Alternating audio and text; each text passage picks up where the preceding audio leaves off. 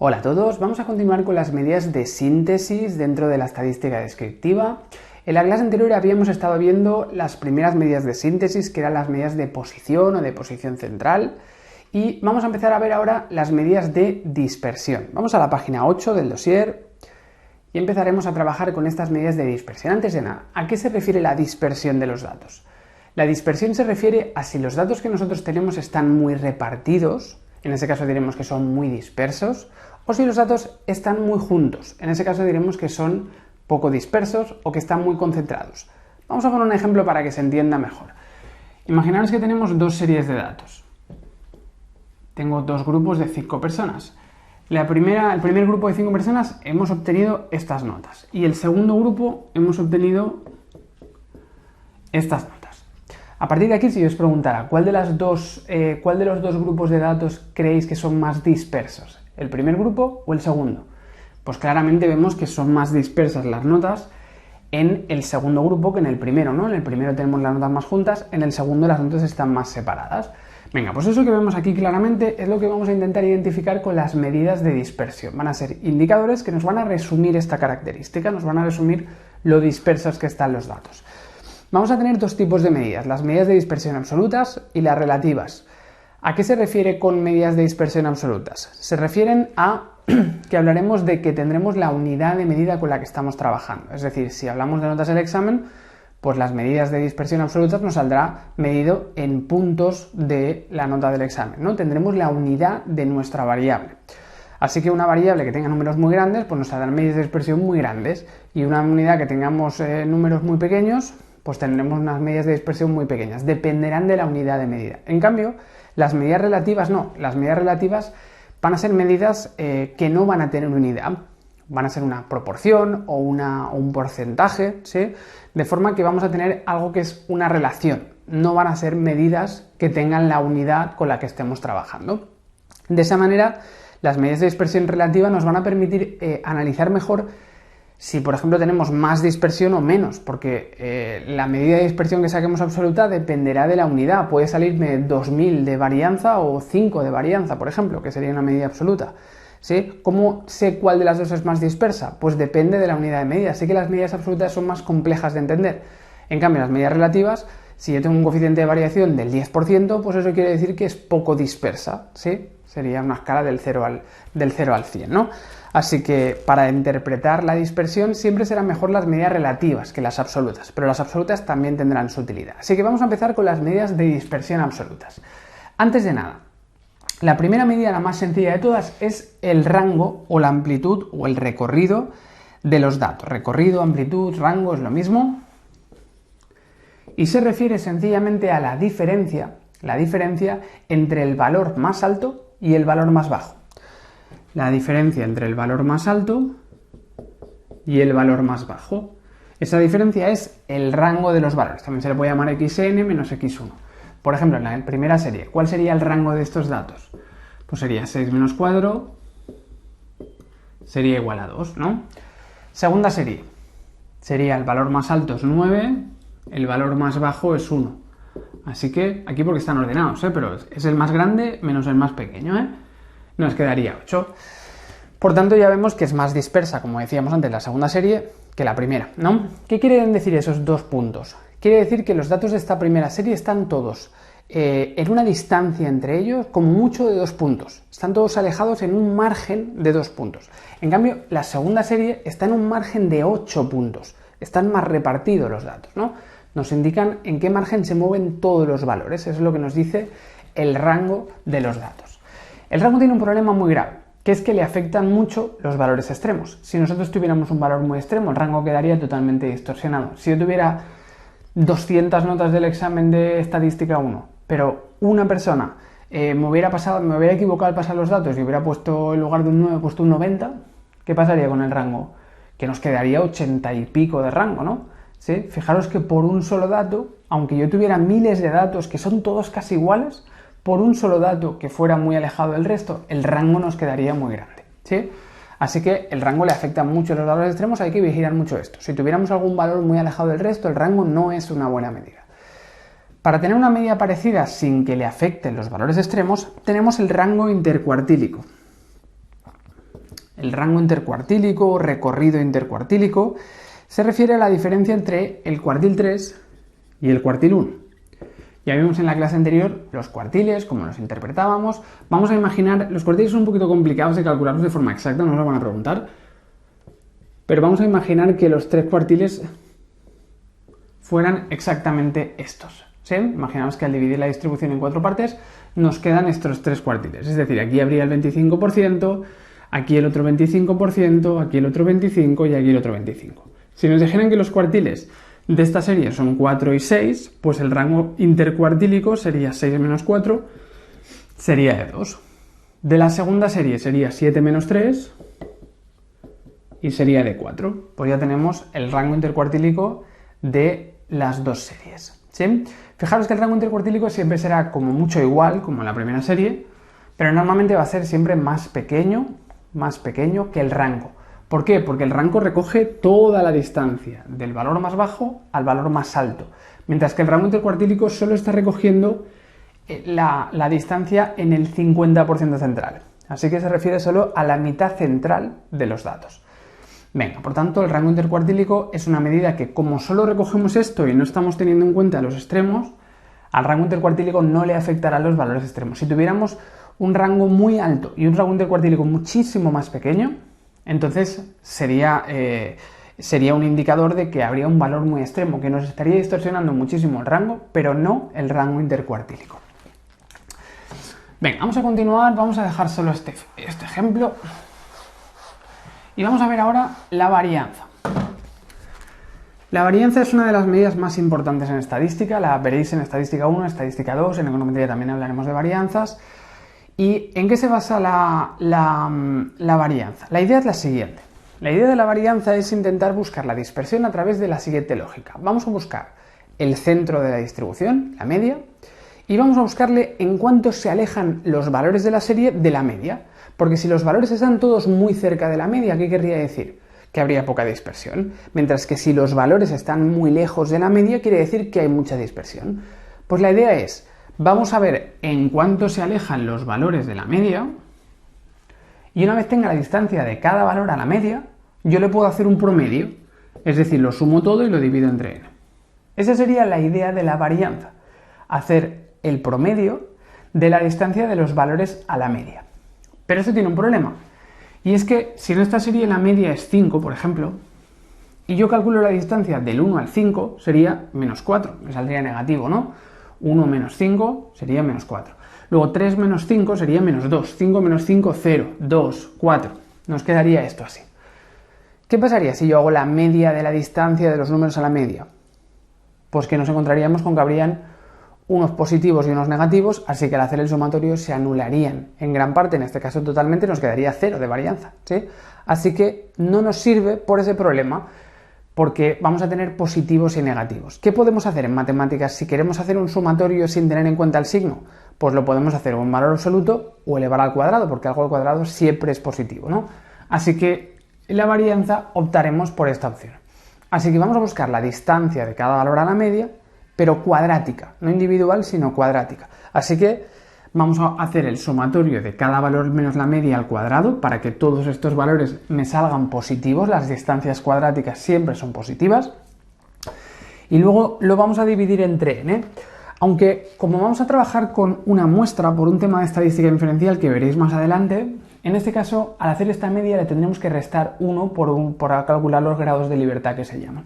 Esta es una cuestión de estadística inferencial.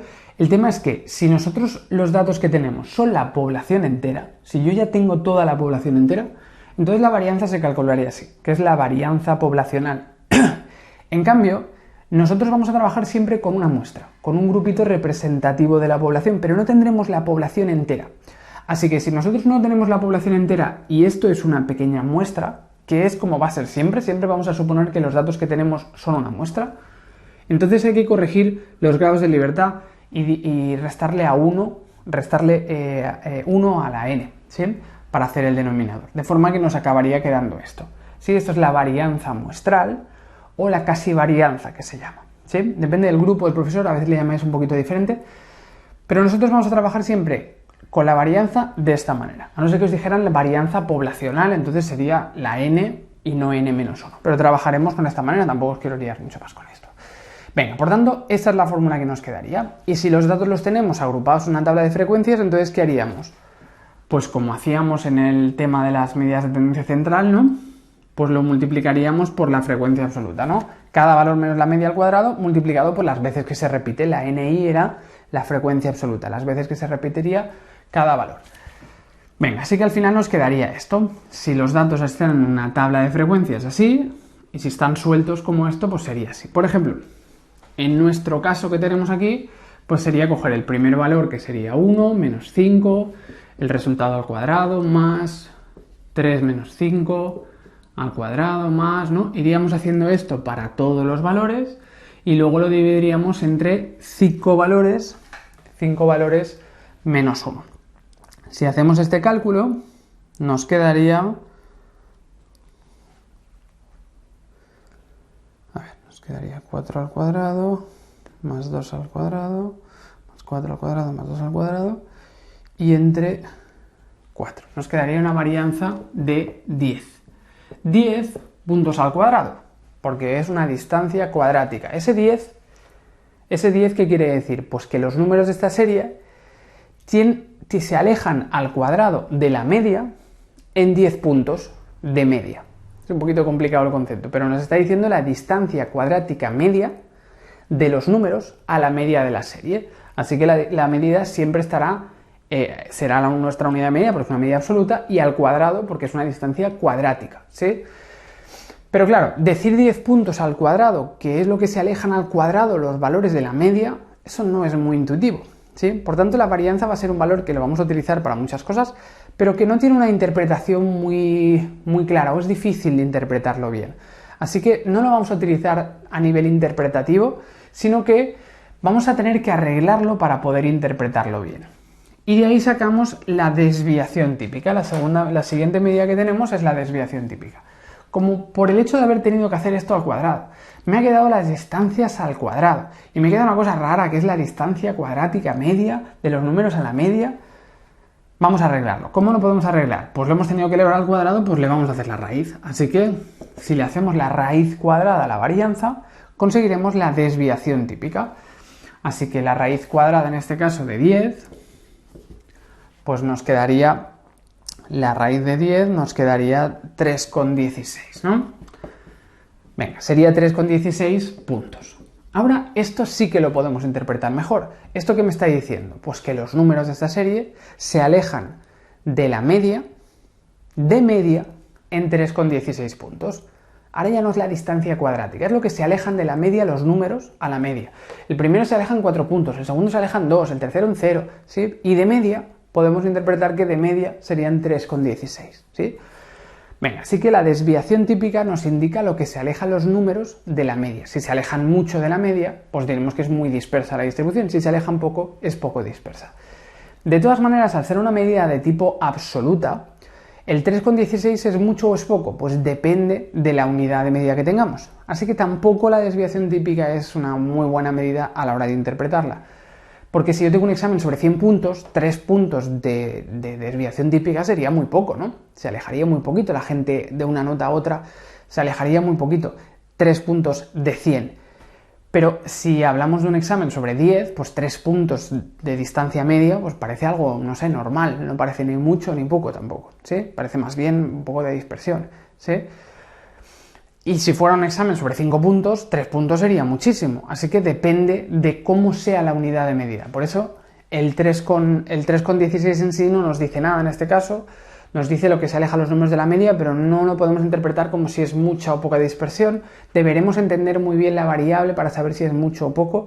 Para interpretar siempre va a ser mejor las medidas relativas, ¿sí? Por tanto, luego utilizaremos esto para volverlo a arreglar y tenerlo como medida relativa, que sería el coeficiente de variación.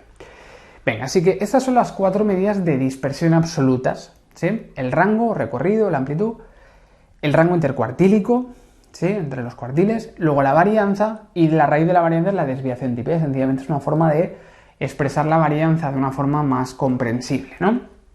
Pero bueno, en el fondo es la misma medida. Venga, luego tenemos medidas de dispersión relativas. Las medidas de dispersión relativas son medidas que nos van a identificar, la dispersión, decíamos, pero sin tener en cuenta la unidad, así que de una forma que lo podremos interpretar un poquito mejor. Primero, el coeficiente de apertura. El coeficiente de apertura, esto lo hacéis en algunos grupos, otros grupos no os lo mencionan mucho, sencillamente es la relación entre el valor más alto y el valor más bajo. Por ejemplo, en esta serie, ¿cuál sería el coeficiente de apertura? El valor más alto es 9, el valor más bajo es 1, así que 9. Hay una relación de 9 entre el valor más alto de la serie y el más bajo, ¿sí? Ese sería el coeficiente de apertura. ¿Sí? Si yo tengo dos unidades de medida muy diferentes, me da igual, porque yo si relaciono el más alto entre el más bajo, me saldrá la relación que hay entre los dos, el coeficiente de apertura, así que podremos utilizar el coeficiente de apertura para comparar dos medidas que estén en unidades totalmente distintas. A diferencia de la desviación típica, la desviación típica no, la desviación típica dependía mucho de la unidad de medida. El coeficiente de apertura no. Así que nos dice que 9 veces es las veces que es más grande el valor más alto respecto al más bajo. Bueno, es una medida un poco anecdótica, tampoco la vamos a utilizar mucho. Después tenemos el recorrido relativo. Recorrido relativo es igual al recorrido dividido entre la media. Como el recorrido hemos dicho que dependía de la unidad de medida y que también se podía afectar por los valores extremos, para ver si es mucho o poco el recorrido que hemos obtenido, lo podemos dividir entre la media. Si tenemos una relación entre el recorrido y la media. Si por ejemplo aquí decíamos que el recorrido era 8, ¿no? La distancia entre el 9 y el 1, y la media es 5, pues nos quedaría un recorrido relativo, en este caso de 8 entre 5, de 1,6, ¿no? Pues nos quedaría 1,6 de recorrido relativo. Nos dice cuántas veces es mayor el recorrido que la media, ¿sí? Así que también pues, nos serviría para comparar, aunque tampoco es algo que nos sirva del todo para valorar completamente la dispersión. Son dos medidas relativas, aunque la mejor medida relativa que vamos a tener, la mejor medida para poder analizar si hay mucha o si hay poca dispersión, o para comparar dos medidas, la dispersión que tienen dos medidas, la mejor medida va a ser siempre el coeficiente de variación. Esta tercera medida que tenemos aquí. Esta sí que es importante, está seguro que os lo van a preguntar en el examen. El coeficiente de variación es una medida que nos indicará la dispersión relativa. Así que vamos a coger la desviación típica y la vamos a dividir entre la media. La desviación típica nos indicaba lo que se alejaba los números de la media, ¿no? Y luego lo dividimos entre la media aritmética. Luego se puede multiplicar por 100, entonces tendríamos un porcentaje, o lo podemos dejar así y tendríamos una proporción, la proporción que nos representa la desviación típica respecto a la media. En nuestro ejemplo decíamos que esto era 3,16, ¿no? Dividido entre la media, que es 5, así que nos quedaría un coeficiente de variación de 60, bueno, vamos a ponerlo 0,632, coeficiente de variación de 0,632. Pues esto sí que nos permite hacernos una idea bien, porque esto lo vamos a poder interpretar más o menos que va entre el 0 y el 1, así que 0,63 pues significa una dispersión, podríamos decir, media alta, ¿sí? Si fuera 0,9 diríamos que es mucha dispersión, si fuera 0,1 diríamos que es poca dispersión. Y repito, esto lo podemos utilizar también en porcentaje, si lo multiplico por 100 sería un 63,2%, ¿no? Así que si lo interpretamos como porcentaje multiplicándolo por 100, también obtenemos el mismo resultado, es decir, que vamos a tener una dispersión, decíamos, medio alta. Por tanto, coeficiente de variación de Pearson es el más empleado de los índices de dispersión relativa. Se define como el cociente entre la desviación típica y la media aritmética, y nos dicen debajo, a mayor coeficiente de variación, menor representatividad de la media. Esta es la mejor medida para valorar la dispersión. Si os dicen que comparéis la dispersión de dos unidades distintas, siempre esta es la mejor medida. Así que compararemos los coeficientes de variación para analizar la dispersión relativa, ¿sí? Y cuanto mayor sea el coeficiente de variación, entonces quiere decir que más dispersa es la distribución. Y cuanto más dispersa es la distribución, diremos que menos representativa es la media aritmética. Así que a mayor dispersión, menor representatividad de la media aritmética, ¿sí? A mayor dispersión, menos representativa va a ser la media aritmética. Vale. Así que vamos a poner un ejemplo. Antes de ir a la página 9, vamos a poner un ejemplo sobre esto. Si yo os dijera que tenemos dos variables, una es la nota del examen, ¿no? Que decíamos que la media era de 5 y la desviación típica hemos dicho antes que era de 3,16, ¿no? Yo tengo esta variable y luego tengo la variable salarios de una empresa, por ejemplo. Y los salarios de una empresa de media son 1.500 euros y de desviación típica resulta que son 50. ¿Sí? Así que tengo notas de un examen y salarios de una empresa, ¿no? Salarios de los trabajadores de una empresa. Si os pregunto, ¿cuál de las dos variables es más dispersa? ¿Cuál de las dos es más dispersa? Aquí tengo una desviación típica mayor, 50. Pero claro, estos son 50 euros de salario mensual. Y estos son 3,16 puntos de un examen sobre 10. ¿Yo puedo comparar las dos cosas? No, porque no tiene nada que ver 50 euros de salario mensual con puntos de un examen. Así que, aunque 50 sea más con 3,16, ojo, eso no quiere decir que los salarios de la empresa sean más dispersos que las notas del examen, porque tienen unidades diferentes. Nunca puedo comparar dos unidades distintas, tal cual. Para poder comparar dos variables que tengan unidades distintas, tengo que quitarle la unidad. Es decir, vamos a sacar una medida relativa. Si yo quiero compararlo, deberíamos calcular el coeficiente de variación, que hemos dicho que en el caso de las notas era de 0,63. En cambio, en el caso de los salarios de la empresa, ¿cómo serían? La desviación típica 50 entre 1.500, que sería un 0,033. Bueno, 0,03 periódico, ¿no? ¿Sí? Así que sería 50 entre los 1.500, 0,03 periódico. Así que ahora ya lo tengo expresado las dos sin unidades. ¿Cuál es más dispersa? ¿Las notas del examen o los salarios de la empresa? Es mucho más dispersa las notas de este examen que los salarios de esta empresa. Que los salarios de esta empresa, la desviación típica sea 50, quiere decir que los salarios se alejan en 50 euros del salario medio de media. Eso es muy poquito porque los salarios son de media 1.500 euros, es decir, casi todos son iguales, son salarios de 1.450, 1.520, 1.480, 1.400, 1.600, están todos muy cerca. Aquí hay muy poca dispersión, aunque parecía mucha, pero la unidad de media era muy grande, hay muy poca dispersión. En cambio aquí hay mucha dispersión, 3 puntos y pico en un examen sobre 10 es mucha distancia relativa. Así que diremos que hay una mayor dispersión relativa en las notas de este examen que en los salarios de esta empresa, ¿Sí? Venga, por tanto, siempre que os pidan comparar, la mejor medida de dispersión para analizar si es mucho o poco y para comparar medidas distintas, la mejor siempre es el coeficiente de variación. Bien, vamos a la página siguiente y vamos a empezar con...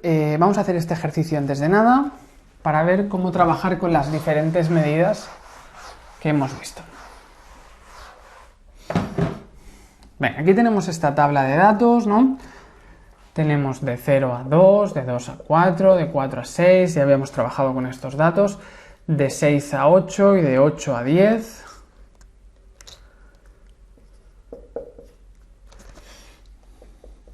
Y luego tenemos la marca de clase. Bueno, la marca de clase que sería el 1, el 3, el 5, el 7 y el 9. Frecuencia absoluta que sería 1, 2, 3, 2 y 2. Bueno, vamos a dejarlo así, que con esto ya será suficiente.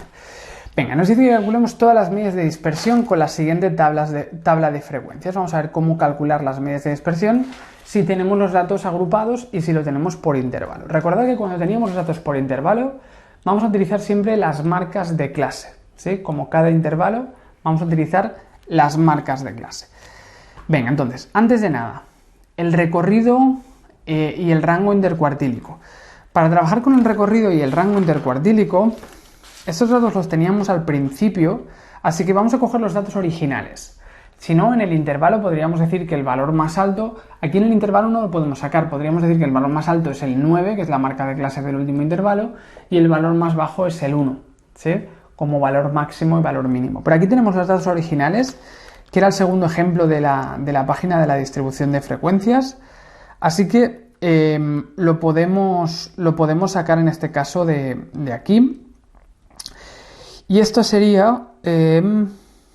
vale, dice notas del examen. La nota más alta había sido el 9,1. Vamos a poner aquí el valor más alto fue el 9,1 y el valor más bajo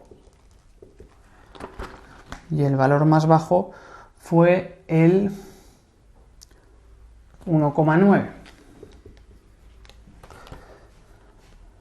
Bien, ese sería el valor más alto y el valor más bajo. Venga, entonces, empezamos con el...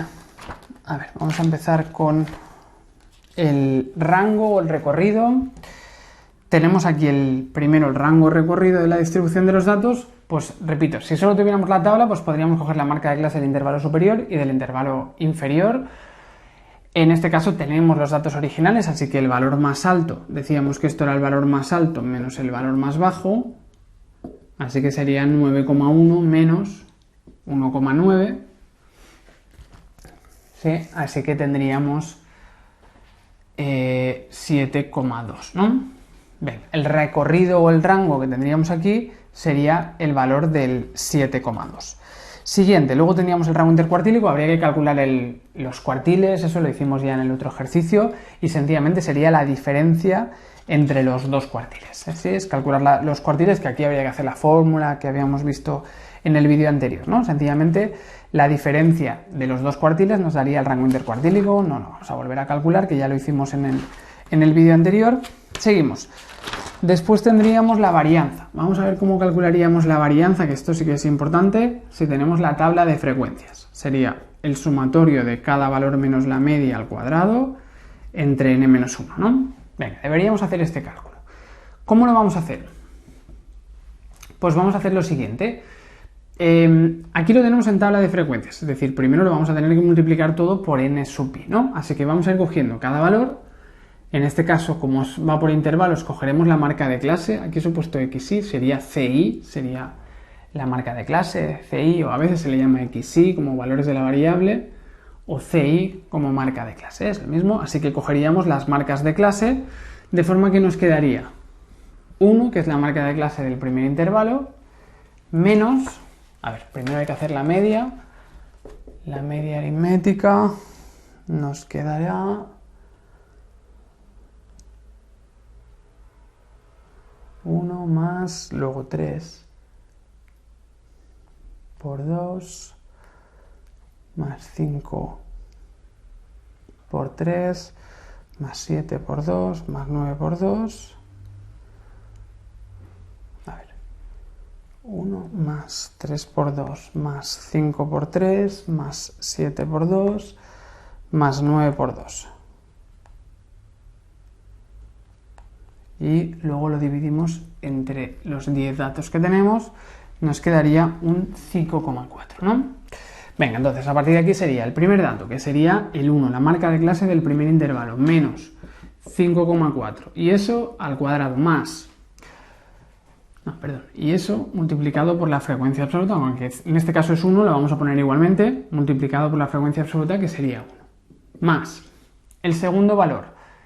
La marca de clase es 3, así que sería 3 menos 5,4, que es la media, al cuadrado, y multiplicado por 2, que es su frecuencia absoluta. ¿Sí? Más el siguiente valor sería 5 menos 5,4, el resultado al cuadrado, multiplicado por 3, que es su frecuencia absoluta, más... ¿no? Iríamos haciendo todo este cálculo y al final lo dividiríamos entre n menos 1. En este caso sería, por tanto, 10 menos 1. Venga, si hacemos este cálculo... A ver, sería 1 cuadrado más... Vamos haciendo este cálculo...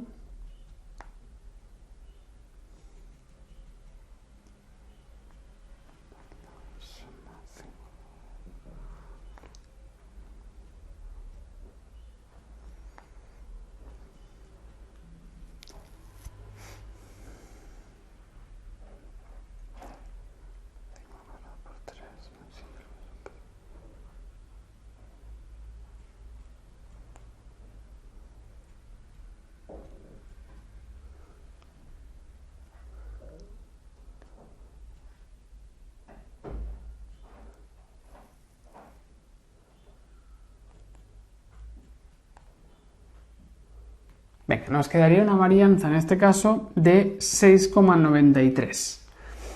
Venga, esa sería la varianza de estos datos si vamos haciendo este cálculo. En algunos grupos os ponen otra fórmula para calcularlo que también se puede utilizar, que es esta, el sumatorio de los valores al cuadrado por n sub i entre n menos la media al cuadrado, y esto multiplicado por n entre n menos 1.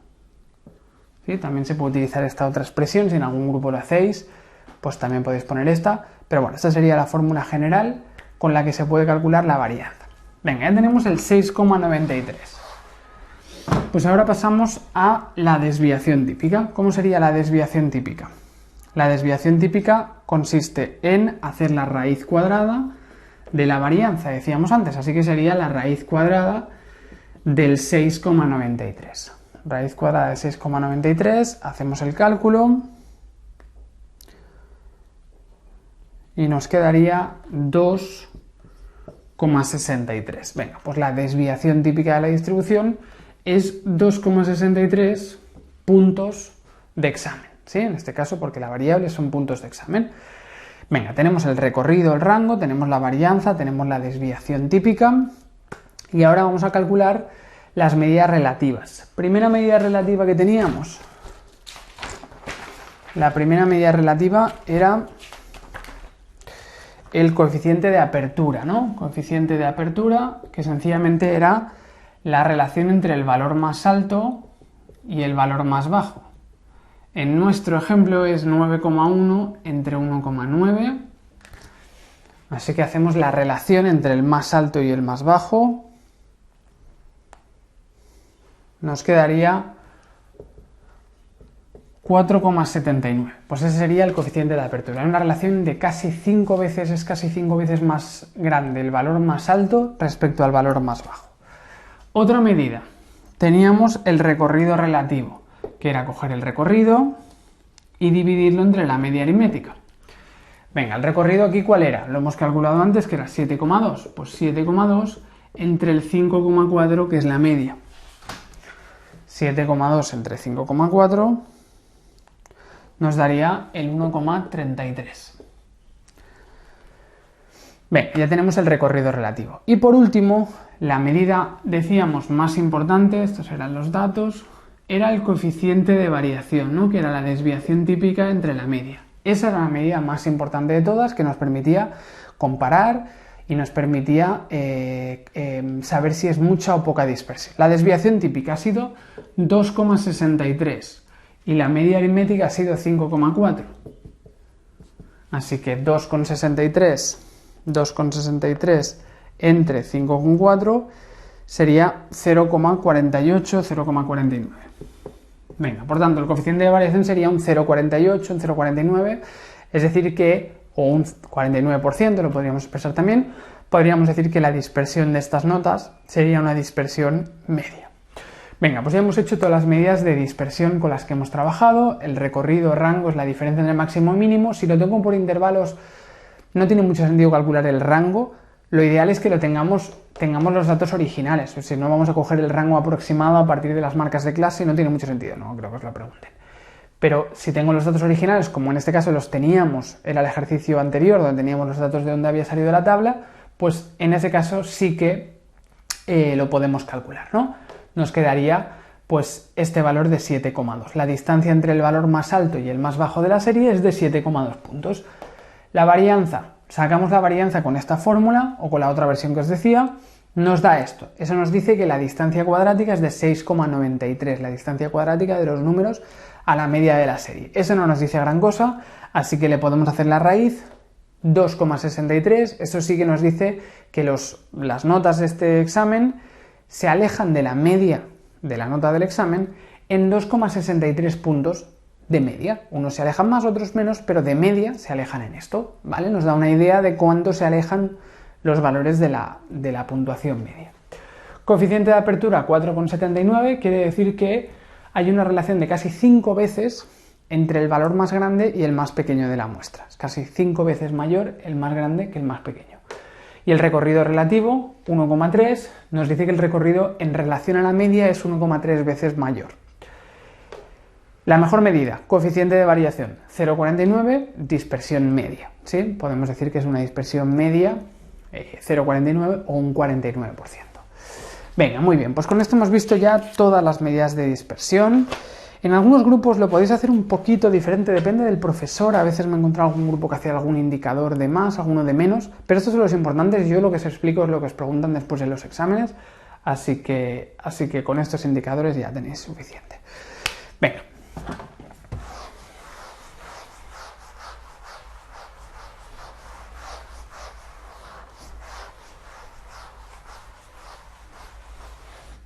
A ver, un segundo.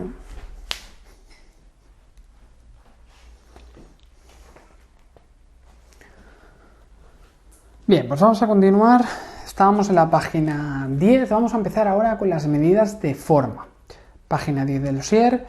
Empezamos con las medidas de forma. Venga, hemos estado viendo ya las medidas de tendencia central, de posición central, ¿no? Para localizar el centro, o de posición para localizar un dato respecto al grupo. Hemos visto las medidas de dispersión para ver los separados que están los valores y nos faltan las medidas de forma.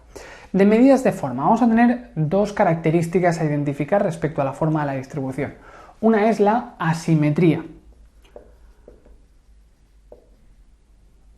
La asimetría se refiere a si los datos los tenemos repartidos de forma equitativa entre los valores altos y los valores bajos.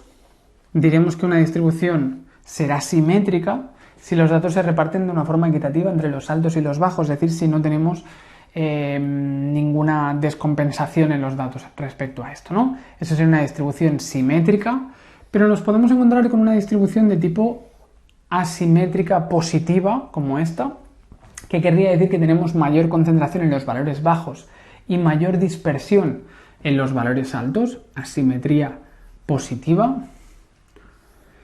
Y por último también nos podríamos encontrar con una distribución asimétrica negativa, que querría decir que tenemos una mayor concentración en los valores altos y una mayor dispersión en los valores bajos. Asimetría positiva, asimetría negativa, vamos a decir distribución simétrica. Venga, eso es lo que vamos a intentar identificar en la simetría o en la asimetría. Si los datos están repartidos de forma equitativa o si hay mayor concentración en los bajos y mayor dispersión en los altos, asimetría positiva, o si hay mayor concentración en los altos y mayor dispersión en los bajos, asimetría negativa. Por ejemplo, si yo os dijera que los alumnos de Statistics hacéis el examen de Estadística 1 y siempre a todo el mundo le va genial y todo el mundo saca 9 y 10 y están súper contentos todo el mundo, ¿no? ¿Qué pasaría en este caso? ¿Qué tipo de distribución seguiría los alumnos de Statistics respecto a las notas del examen de Estadística 1? ¿Qué tipo de distribución sería? Sería una distribución, si la mayoría de alumnos sacan muy buenas notas, sería una distribución de tipo asimétrica negativa, ¿no? Imaginaos que aquí están las notas del 0 al 10, ¿no? Pues si a todo el mundo le van muy bien las notas, vamos a tener muchos casos de notas altas y muy poquitos casos de notas bajas, ¿no?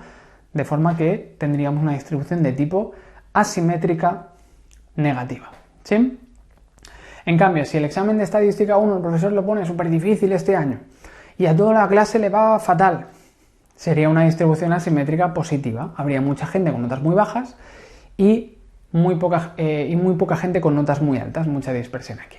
Venga, ¿cómo identificamos la dispersión? ¿Cómo identificamos la asimetría? Pues lo vamos a identificar de varias maneras. La primera sería mediante un análisis gráfico.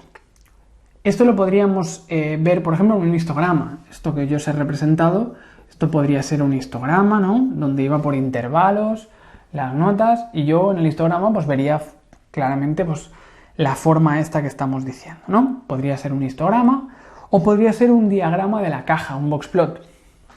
En un boxplot vamos a ver enseguida la asimetría. Si yo tengo un boxplot así, equilibrado, esto es una distribución equivalente a simétrica. Mientras que si tenemos un boxplot que está como estirado hacia arriba, ¿sí? Aunque luego podríamos tener puntitos aquí de valores extremos, si tenemos un boxplot estirado hacia arriba, quiere decir una distribución asimétrica positiva, ¿sí? ¿Por qué? Porque aquí tenemos mucha concentración, aquí estaría la mitad central, ¿no? Como hicimos en la clase anterior, el 50%, perdón, la mitad inferior, el 50% inferior, que sería sería esta parte de aquí, ¿no? Así que tendríamos que la mitad inferior está muy concentrada, todos tienen notas muy bajas, están muy cerca, mientras que la mitad superior estaría muy repartida, ¿no? Así que si vemos este boxplot, pues eso nos está indicando claramente que tenemos una distribución asimétrica positiva. Mucha concentración en los valores bajos y mucha dispersión en los valores altos. Venga, asimetría de tipo positiva. Mientras que si tenemos un boxplot que ocurre lo contrario, que está como estirada hacia abajo, pues eso sería una asimetría de tipo negativa. Tenemos mucha concentración en los valores altos, y mucha dispersión en los valores bajos, ¿sí? Asimetría positiva, simetría y asimetría negativa. Esto lo podéis imaginar como si esto lo podemos volcar hacia la derecha. Imaginaos la forma, ¿no? Esto que sería como una cosa así. ¿Sí? Si yo lo vuelco, pues veríamos este gráfico. O esto sería equivalente a una cosa así. Distribución simétrica. ¿Sí? Si esto es el gráfico, ¿eh? Esto sí lo volcamos a la derecha. Y finalmente, si tenemos una cosa así, pues nos podemos dibujar la curva y diríamos, vale, esto es una distribución asimétrica negativa. Venga, ¿cómo podemos identificar la asimetría además de los gráficos? También vamos a tener coeficientes de asimetría. Tenemos varios coeficientes, esto en función del grupo a veces hacéis alguno más o alguno menos. Los más típicos son estos, el coeficiente de Fisher o el G1, que viene a dividir el tercer momento muestral entre la desviación típica a la 3, pero es un cálculo que no os lo van a hacer porque no lo hacéis tampoco en todos los grupos. Y la simetría de Pearson, que es coger la media aritmética menos la moda dividido entre la desviación típica. Hay más coeficientes de asimetría, por eso no le dan mucha importancia, porque tenemos varios coeficientes. Lo que sí tenéis que saber, sí o sí, es interpretarlos. Un coeficiente de asimetría es muy sencillo de interpretar. Nos va a dar un número. Si ese valor del coeficiente de asimetría nos da 0, quiere decir que es una distribución de tipo simétrica. Si tenemos un coeficiente de asimetría que nos da mayor que 0, pues quiere decir que es una asimetría de tipo positiva. Y si nos da un coeficiente de asimetría menor de 0, pues quiere decir que tendremos una asimetría de tipo negativa. Asimetría negativa. Asimetría positiva, simetría y asimetría negativa. ¿Sí? Sencillamente miramos el número y nos fijamos. ¿Qué es positivo? Pues asimetría positiva. ¿Qué es negativo? Asimetría negativa. ¿Qué es 0 o cercano a 0? 0 exactamente no será nunca, pero si es muy cercano a 0, podemos interpretarlo como que es una distribución simétrica. Bien, y luego habría una última forma de identificar la simetría, que es comparando las medidas de posición central.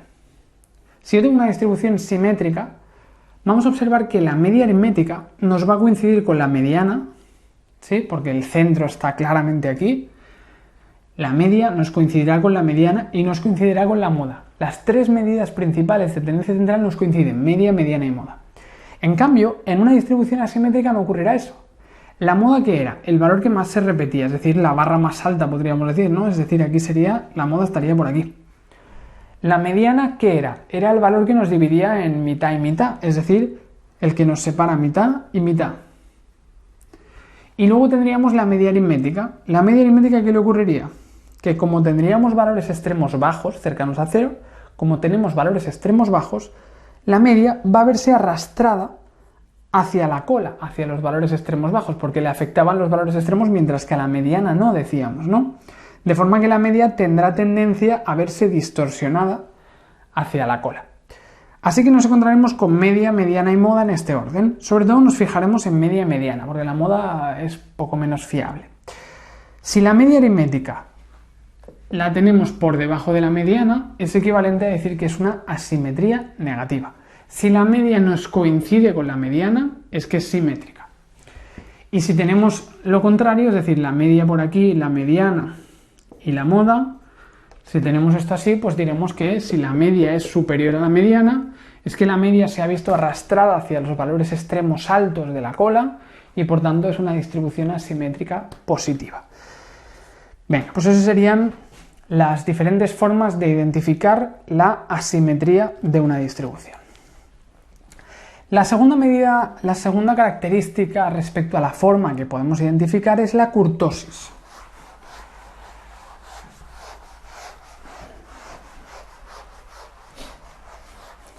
La kurtosis se refiere al grado de concentración central de una distribución de tipo simétrica y de tipo campaniforme, que se llama.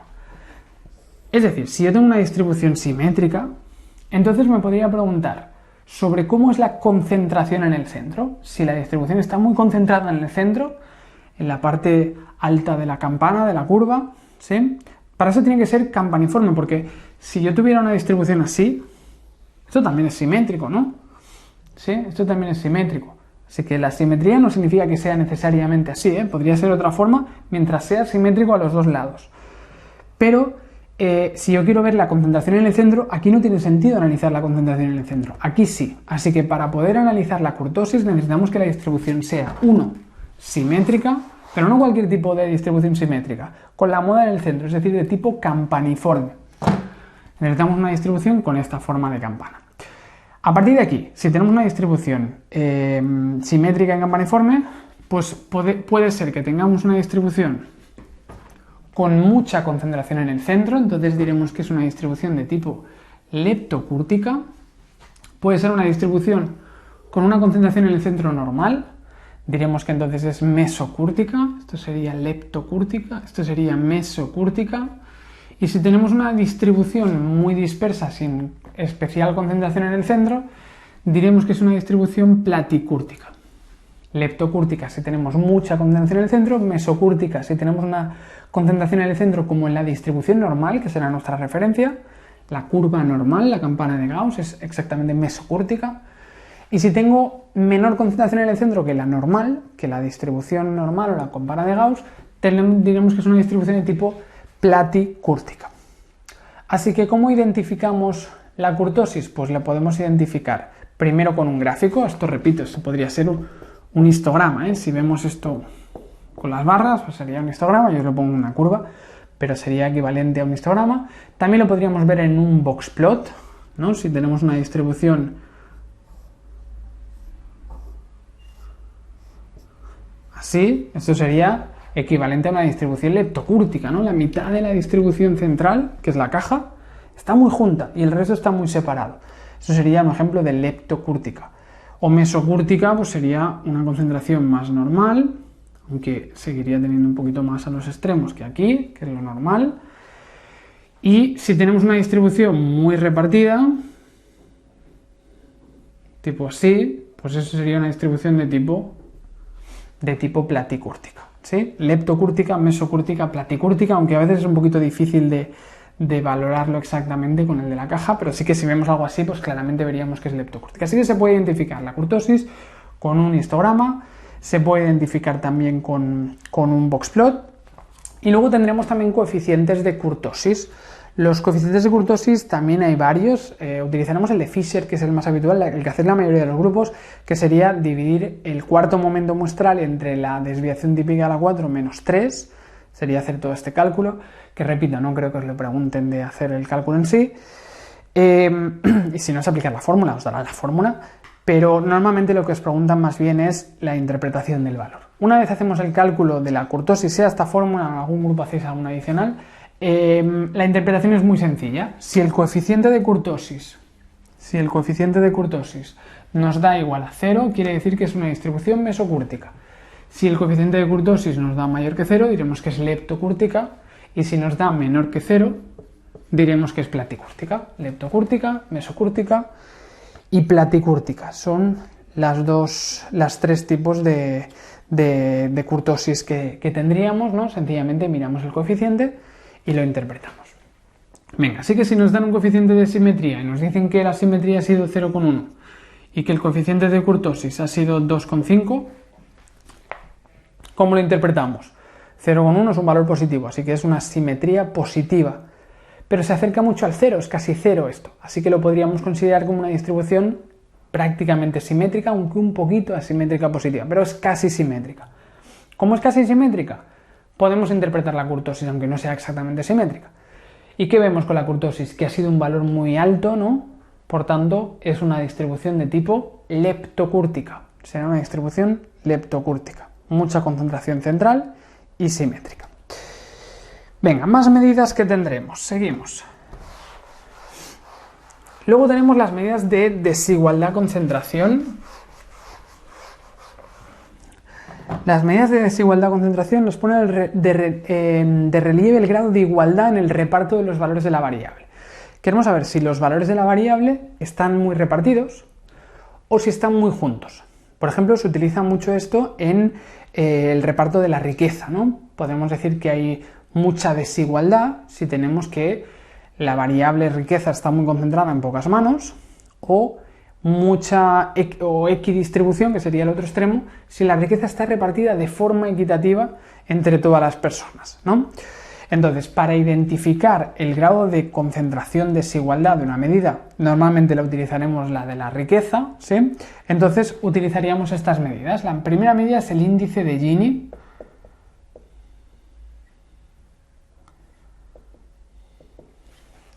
que consiste en hacer lo siguiente. El índice de Gini lo calcularemos a partir de hacer el sumatorio de cada diferencia entre... Nosotros tendremos por grupos de personas un porcentaje de la población y una cantidad de la variable que tiene ese porcentaje de la población. Pues iremos haciendo cada porcentaje de cada grupo, el porcentaje de la población de cada grupo, menos el porcentaje de la variable que tiene ese grupo, dividido entre la suma de todos los porcentajes, ¿sí? Así que P es el porcentaje de datos, Q es la cantidad de la variable del porcentaje P, y el resultado nos va a dar lo siguiente. El 0 quiere decir una equidistribución y el 1 quiere decir la máxima desigualdad, máxima concentración, ¿sí? Esto va de 0 a 1, donde el 1 es la máxima desigualdad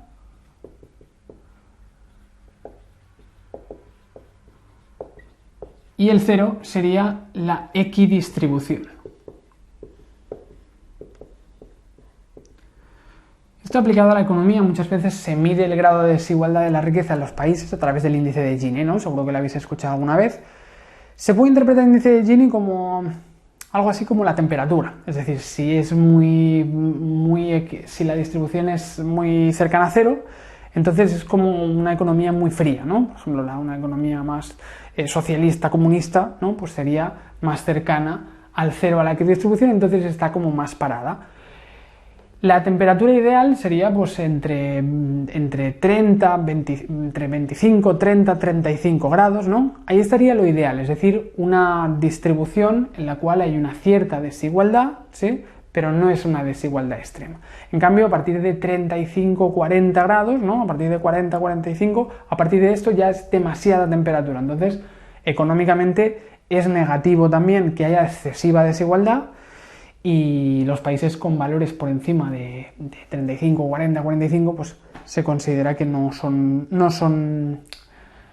funcionales económicamente porque tienen demasiada desigualdad. Lo ideal sería ni demasiada desigualdad ni una equidistribución perfecta, porque tampoco todo el mundo aporta lo mismo a la economía, o tampoco es lógico que todo el mundo tenga exactamente la misma riqueza, ¿no? Venga, esa sería una forma de identificar la concentración de desigualdad, y otra forma es lo mismo pero haciéndolo gráficamente, que es la curva de Lorenz.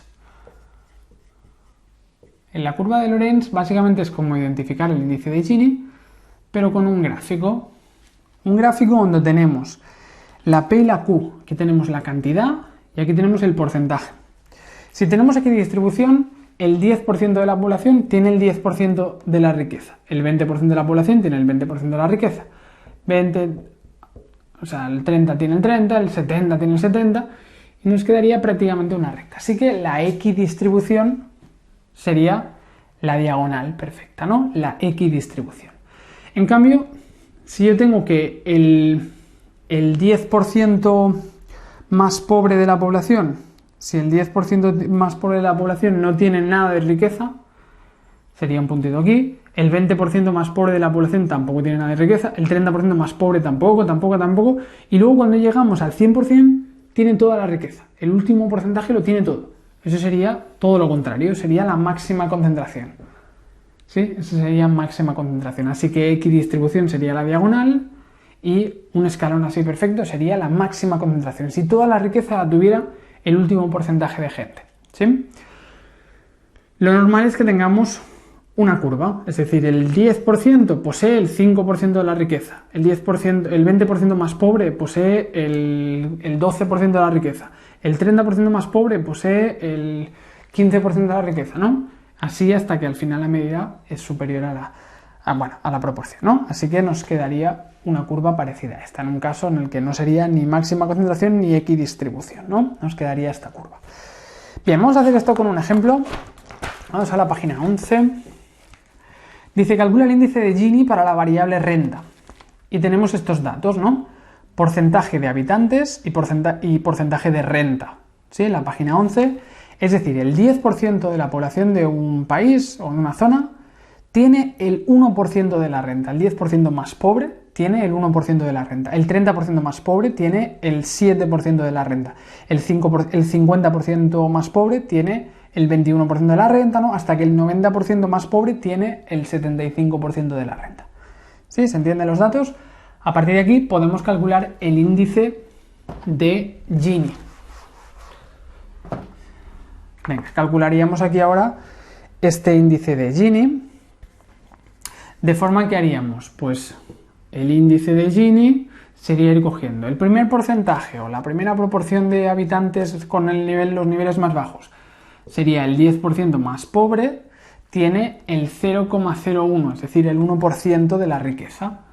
Luego, más el 30% más pobre posee el 0,07 de la riqueza, ¿no? El 7% de la riqueza. Luego el 50% más pobre. Vamos haciendo todas estas diferencias y al final lo dividimos entre la suma de todas las proporciones o porcentajes. En este caso es el 10%, el 30% sería 1, ¿no? Al final, si vamos haciendo esto, vamos a ponerlo así, pero ese sería 1 porque son proporciones sobre 100, ¿eh? Eso está hecho así porque a veces se utilizan porcentajes o proporciones, como en nuestro ejemplo.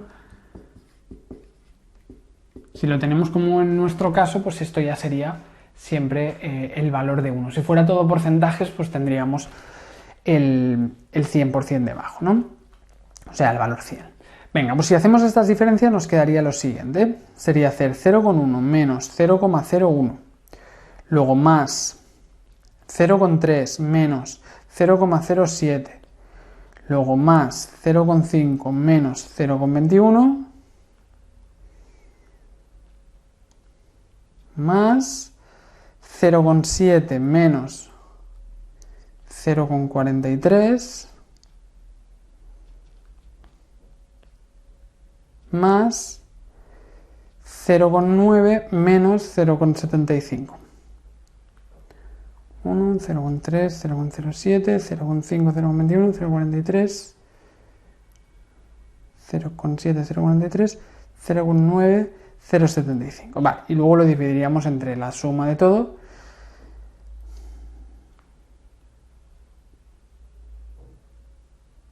Que sería el 1.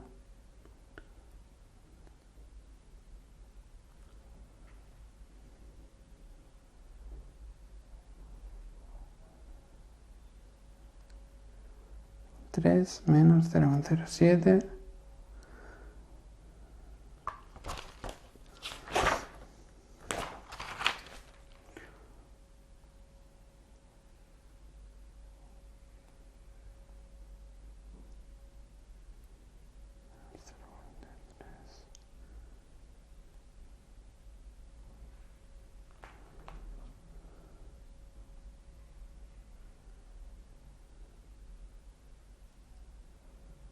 A ver, un segundo.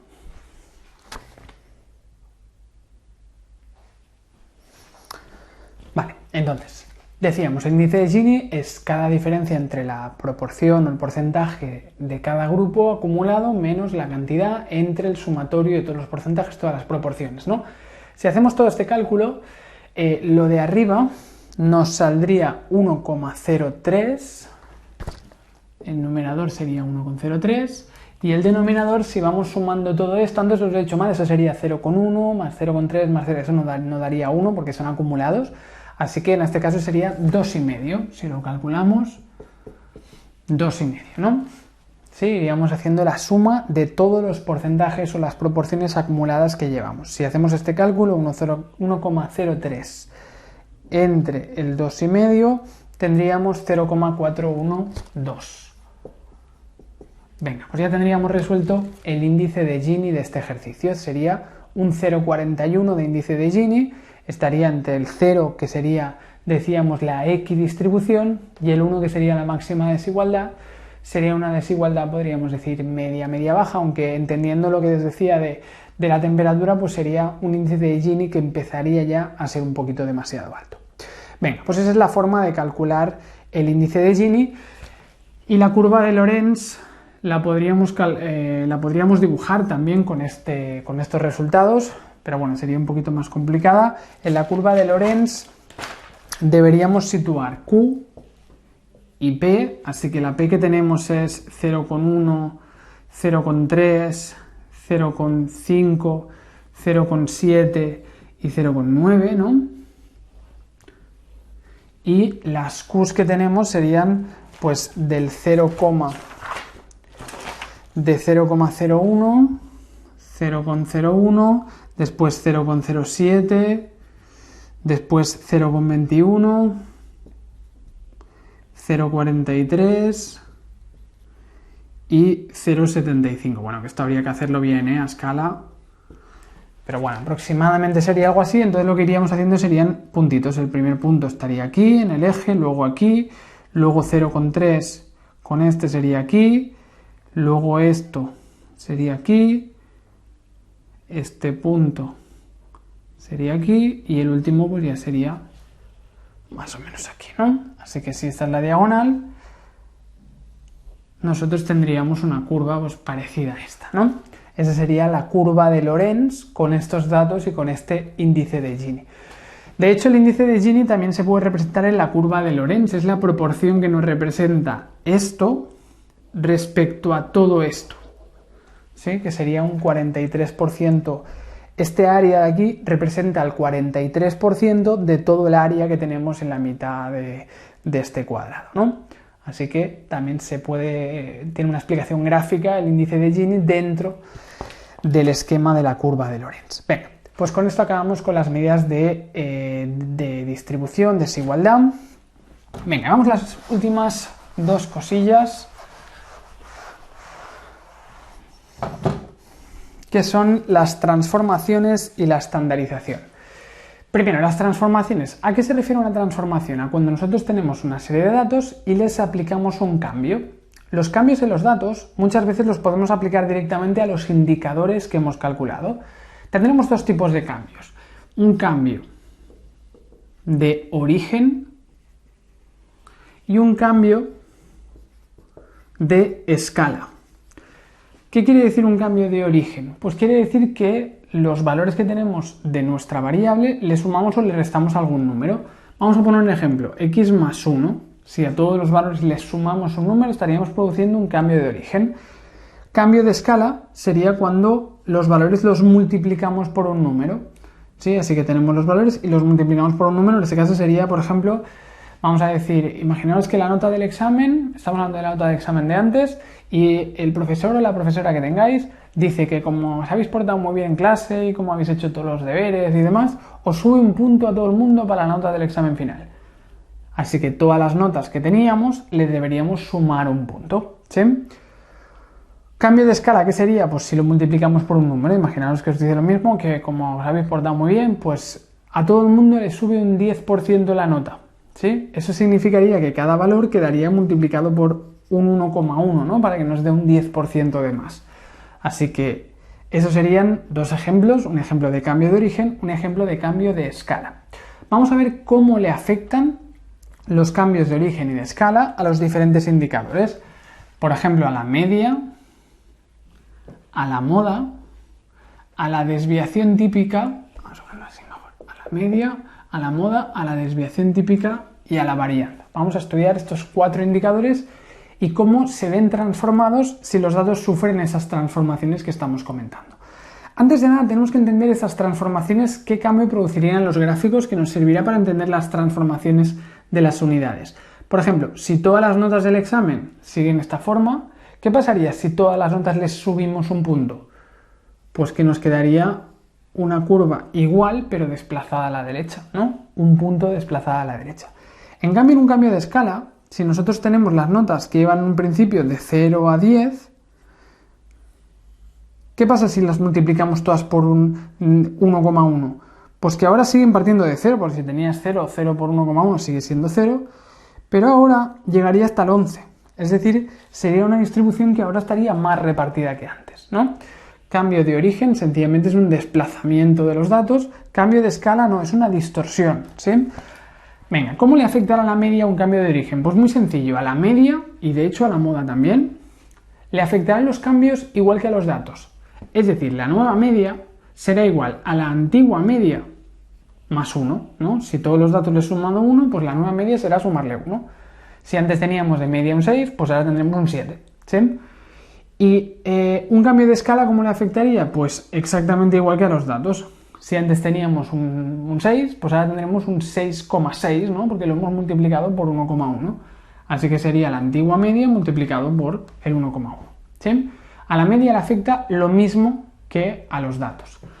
A la moda le ocurre lo mismo. Si yo tengo una moda de la primera distribución y la quiero transformar, sencillamente es coger la moda anterior más 1. ¿Sí? O la nueva moda, si en un cambio de escala, sería coger la moda antigua multiplicada por 1,1. ¿Sí? A la media y a la moda le afectan los cambios en los valores de las variables igual que a los valores. Si le sumo 1 a todo, la media se queda más 1 y la moda igual. Si le multiplico todo por 1,1, la media queda multiplicada por 1,1 y la moda igual. En cambio, la desviación típica y la varianza no es lo mismo, porque ¿qué ocurriría con la desviación típica si hay un cambio de origen? Si tenemos un cambio de origen, es decir, si la distribución nos queda desplazada a la derecha, ¿qué ocurriría en este caso? ¿Tendríamos una mayor dispersión ahora en la distribución de la derecha que de la izquierda? No, porque la dispersión es la misma aquí que aquí, lo único que ha pasado es que lo hemos desplazado todo un punto, así que la desviación típica por un cambio de origen no cambiará. La nueva desviación típica será igual a la antigua desviación típica. No hay un cambio en la desviación típica. A la desviación típica no le afectan los cambios de origen, porque no cambia la dispersión. En cambio, un cambio de escala, aquí le afecta este cambio. Pues fijaros que la dispersión original era esta, y la dispersión ahora es esta. Es más grande que antes, ¿no? Porque ahora tenemos una distribución más estirada que antes. Así que a la desviación típica sí le afectan los cambios de escala. Así que tendremos la antigua desviación típica multiplicada por el por el factor que estemos multiplicando, ¿sí? Así que ojo con esto, a la desviación típica no le afectan los cambios de origen, pero sí los cambios de escala. Y a la varianza, pues a la varianza le ocurrirá lo mismo, pero al cuadrado, es decir, la varianza no cambiará si hay un cambio de origen, y si hay un cambio de escala, vamos a ponerlo así mejor, varianza nueva, pues será la antigua varianza, pero multiplicada por el 1,1, pero al cuadrado. Como la varianza es el cuadrado de la desviación típica, pues la transformación es igual, pero al cuadrado. Ojo con esto, la varianza hay que multiplicar el factor que multiplica, pero al cuadrado, porque es una distancia cuadrática. Tendremos que hacer esto, para conseguirlo. Venga, pues estas son las transformaciones que os van a preguntar en el examen de la media, de la moda, de la desviación típica, de la varianza. Cómo le afectan a las diferentes medidas que hemos estudiado, algunas de las medidas que hemos estudiado, otras no, otras hay que volver a calcularlas. Pero estas tienen una transformación muy sencilla. ¿Sí? Haciendo esto, pues conseguiremos los nuevos valores. Vamos a hacer el ejemplo.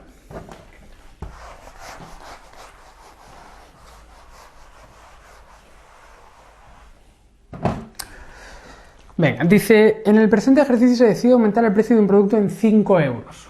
Tenemos un producto y le sumamos 5 euros al precio que teníamos anteriormente.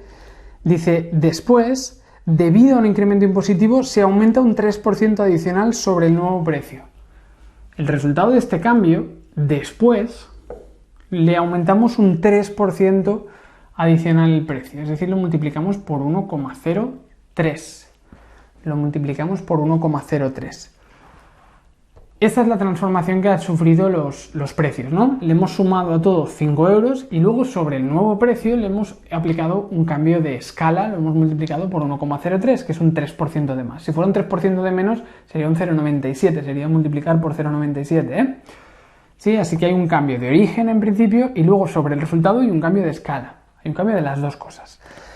Venga, sí que nos dice, si en el anterior ejercicio el precio medio era de 60 euros, si antes teníamos una media de 60 euros, con una desviación típica de 4, 60 euros con desviación de 4, dice, ¿cuál será el nuevo precio medio, la nueva varianza y la nueva desviación típica? Venga, por tanto, los datos han quedado transformados y teníamos la media y la desviación típica anterior. Pues sencillamente hay que aplicar una transformación para identificar esto. ¿Cómo será la nueva media? Pues será la antigua media, pero con los mismos cambios. Decíamos que a la media le afecta cambios de origen y de escala igual que a los datos. Es decir, la antigua media más 5 por 1,03. Es decir, sería coger la antigua media de 60, le sumamos 5 y lo multiplicamos por 1,03, ¿no? Sería 65 por 1,03, 66,95. Esa sería la nueva media. ¿Y la nueva desviación típica cómo sería? Pues sería coger, a la desviación típica le afecta el cambio de origen, decíamos. No, será coger la antigua desviación típica, 4, el más 5 no lo aplicamos porque decíamos que no le afectaba los cambios de origen, y luego el cambio de escala sí le afecta, 1,03, ¿no? ¿Sí? Así que nos quedaría 4 por 1,03. Y ese sería 4,12.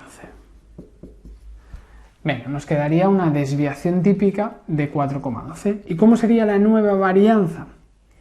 La nueva varianza, decíamos que la varianza sería, bueno, la antigua varianza sería 4 al cuadrado, que es el cuadrado de la desviación típica.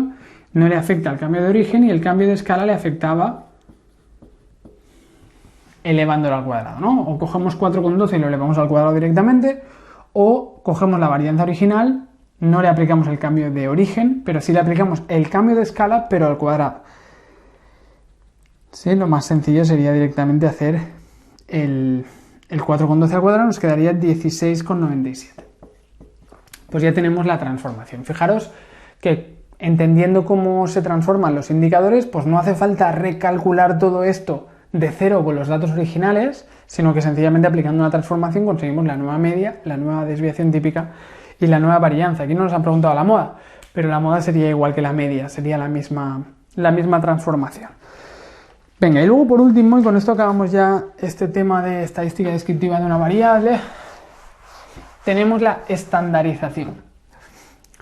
La estandarización o la tipificación, es lo mismo tipificar o estandarizar, consiste en que si nosotros tenemos medidas que están en escalas distintas o para subgrupos distintos y las queremos comparar respecto a su propio grupo, quiero comparar una posición respecto a su grupo con otra posición respecto a su grupo. Entonces, podemos sacar una medida que nos permitirá comparar las posiciones relativas, que es la posición Z. Vamos a ponerlo aquí. La Z sería igual al valor menos la media dividido entre la desviación típica. Haremos este cálculo y conseguiremos la puntuación Z. Por ejemplo, imaginaos que sacáis un 6 en estadística y un 8 en contabilidad. Un 6 en estadística es peor que un 8 en contabilidad, pues depende de cómo sean las asignaturas, ¿no? Porque a lo mejor un 6 en estadística es una notaza, si todo el mundo, casi toda la clase ha suspendido, un 6 puede ser una nota que podría llegar a una matrícula de honor, si es de las mejores, si es el 5% mejor de la clase, ¿no? Así que podría ser que un 6 fuera una nota mayor que un 8 en contabilidad, que a lo mejor contabilidad todo el mundo saca 9 y 10 y un 8 es mala nota. Así que, ¿cómo comparo dos puntuaciones que están en grupos diferentes? Si quiero entender la posición relativa y compararla en dos situaciones, deberíamos hacer este cálculo. Una vez transforme la puntuación en puntuación Z, pondremos la puntuación respecto al grupo, donde la media del grupo sería el valor 0, y luego tendremos que ir a aproximadamente, aunque puede superarlo, aproximadamente entre menos 2 y más 2 para interpretarlo. Así que si me sale una Z de 1,5, significa que está en una posición muy alta respecto a su propio grupo. Que me sale una posición cercana a 0, quiere decir que estamos en una situación pues cercana a la media del grupo, ¿no? Una posición central. Si estamos en un menos 1,8, pues quiere decir que nuestra posición es muy baja respecto al grupo. Así que de esta manera vamos a conseguir nuestra puntuación, la vamos a pasar a Z y luego la vamos a interpretar de esta manera para ver nuestra posición respecto al grupo. Valores positivos, que estoy en la mitad superior de mi grupo. Valores negativos significa que estoy en la mitad inferior de mi grupo. Vamos a hacer este ejemplo. Dice un alumno del grupo 1 ha sacado un 7 en estadística y otro del grupo 2 ha sacado un 6. Tenemos el grupo 1 y el grupo 2, ¿no? Ya han hecho un examen. El alumno del grupo 1 ha tenido una puntuación de 7 y el del grupo 2 ha tenido una puntuación de 6. ¿Tiene más mérito la nota del alumno del grupo 1 que la del grupo 2? Pues no tiene por qué, porque a lo mejor el examen era mucho más difícil que este, ¿no? Podría ser que la media del grupo sea muy distinta, podría ser que la dispersión sea muy distinta, así que no lo puedo comparar directamente porque estamos en grupos distintos, ¿sí? Así que dice la nota media del grupo 1 ha sido 6,5, con una desviación típica de 2. Y del grupo 2 la nota media ha sido un 5, con una desviación típica de 3. Así que fijaros lo que ocurre aquí, que el 6 parecía menos que el 7, pero si miro y lo comparo con la clase, el 6 está bastante por encima, ¿no?, de la nota media de la clase, mientras que el 7 está solo ligeramente por encima de la nota media. Por tanto, a lo mejor tiene más mérito esto que esto. Y además hay que tener en cuenta también la desviación típica. Aquí la desviación típica era mayor que aquí. Eso quiere decir que es más fácil que nos alejemos de la media, ¿sí? Que los valores están más alejados de la media. En cambio aquí es más difícil que nos alejemos del 6,5. Así que es algo muy complicado de ver directamente. Deberemos aplicar la estandarización o la tipificación para poderlo comparar. Nos preguntan, ¿quién tiene una mejor posición relativa respecto a su grupo? Pues deberemos pasarlo a Z, a las dos puntuaciones, y entonces las podremos comparar. Venga, la Z del primer grupo sería igual a coger el primer valor, que es 7, menos su media, que es 6,5, y entre 2, que es la desviación típica. Eso nos daría una Z de la primera persona de 0,25. Así que la primera persona estaría aquí, ¿sí? Estaría en una puntuación pues muy cercana a la media, ¿sí? Es una puntuación muy cercana a la media, un poquito en la mitad, está en la mitad superior de la clase, pero muy cercana a la media. Vamos a ver la persona del grupo 2. La persona del grupo 2 tiene una Z que sería 6 menos 5 entre 3. Es decir, 1 entre 3 sería igual a 0,33. ¿Sí? Por tanto, esta persona también está por encima de la media, está en la mitad superior de la clase, pero está más alejado que la otra. Es decir, es una posición relativa respecto a su clase mejor que la anterior. Así que fijaros que el 6 tiene una posición relativa mejor que el 7, que tiene una posición relativa peor. Las dos notas son muy parecidas, pero si tuviéramos que comparar cada alumno con su propia clase, diríamos que estaría mejor posicionado el alumno 2, que estaría aquí, que el alumno 1, que estaría aquí, ¿sí? Así que tendría una mejor posición relativa el segundo alumno respecto al primero. Venga, pues esto sería esto de estandarización. Estas son las últimas cosillas ya del tema, así que venga, lo dejaremos aquí por este segundo vídeo del curso y empezaremos ya en el siguiente con la parte de estadística descriptiva ya bidimensional. Hemos hecho la unidimensional, empezaremos con la bidimensional.